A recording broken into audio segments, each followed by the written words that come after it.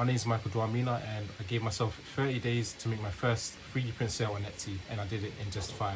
In this video I'm going to show you exactly what I did in those 5 days to make my first sale so you can replicate it. We'll cover how I set up my shop, how I came up with the idea, and how I actually listed it in the best way to make that sale. And the key thing in terms of marketing that got me the sale in the first place. So what was the 30-day challenge?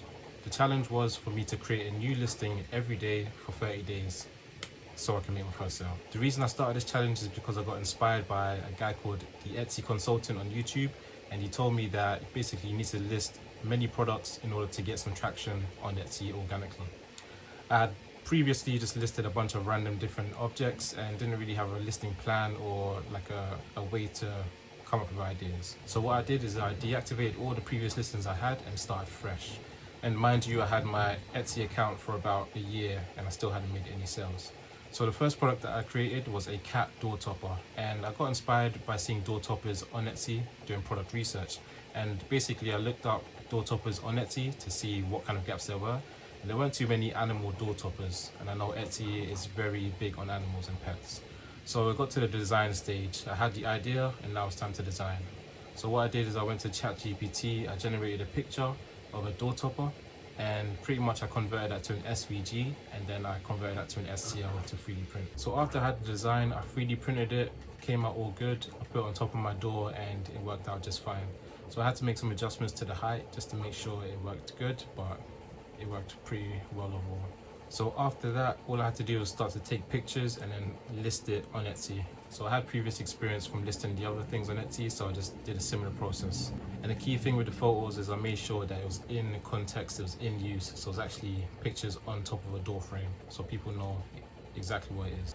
I just ended up using my phone camera, so nothing too special. I think I used flash on there as well. And I took pictures in multiple locations just so you could see differences and people can actually visualize it in their homes. I also used an app called Photo Room to do some kind of mock-ups, so you can put it like on a table, on like a wooden surface. So I got those different like visuals. And then in terms of the title, the first 4 words are the most important, so you want to make sure that you're describing exactly what the item is in those first 4 words.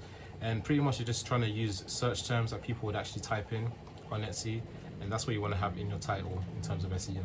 For the tags, you've got the same idea. You're looking for things that people will type in, pretty much meaning that you would rank when people will search those specific terms. So now I had the product, I had the pictures, the title, the tags, all that good stuff, and then I actually published that listing on Etsy as my first one from the challenge. And what I actually did is I looked for another door topper that was already existing on Thingiverse. It was like this Devil Girl door topper, and that's actually the second item because it was pretty much one order, but she bought 2 items from me. So the Devil Girl door topper is the other item that she bought. Now the key thing that actually brought me the results was my Facebook marketing. So once you have an Etsy listing up, the key thing that you need is actually getting views on the page. So I learned a bit of Facebook marketing from Ed Tyson. He does IO3DP. So he used to own Rigid Ink, and pretty much I joined up with his course and he taught me how to do Facebook marketing. And what you want to do here is pretty much join groups that are relevant to your product, and then you want to just do like an unassuming post. You don't want to sound salesy, and you pretty much want to post in there what you've got and see how people react. And when it came to the actual product, people had good reactions, good engagement, and people were interested in buying it because pretty much it was an item that you hadn't really seen before. So it actually made it something that's unique and special and not just like something that's a commodity, right? So people were engaging, people were commenting, people were asking, oh, is this available to buy? I said it's not available to buy yet, but if you're interested, would you like me to send you a message? And if they said yes, I'd send them a message and obviously let them know when it was available. So after I published the item on Etsy, I went and messaged the people that were interested, and a lot of people didn't respond, but a few people did. And the one that actually bought in the first place, she was real supportive. She really liked the item. She was kind of giving me feedback on what to do. And she was the person who ended up buying the first product. And the interesting thing is she actually tried to buy the product at first, but Etsy kind of messed up with the payment system. So she was actually getting an error when she tried to pay for it. And I had no idea about this. So that's something you really have to watch out for. Make sure that your payment process actually goes through and doesn't have some kind of error with the payment method. Because if she had never told me about this, like, I'd just be thinking people aren't buying and I'd have no idea, because no one's really going to message you out of the blue to tell you your payment method doesn't work. So after she told me, I got into contact with Etsy customer support. I had to do a couple of verifications, and then after that, everything went through fine. I told her, you know, okay, it's ready to go, and then she ended up buying it. So that was really good news. So the key thing with this challenge is you want to go for volume. You want to get many listings up. If you only have like 2 or 3 listings, it's going to be hard to make sales.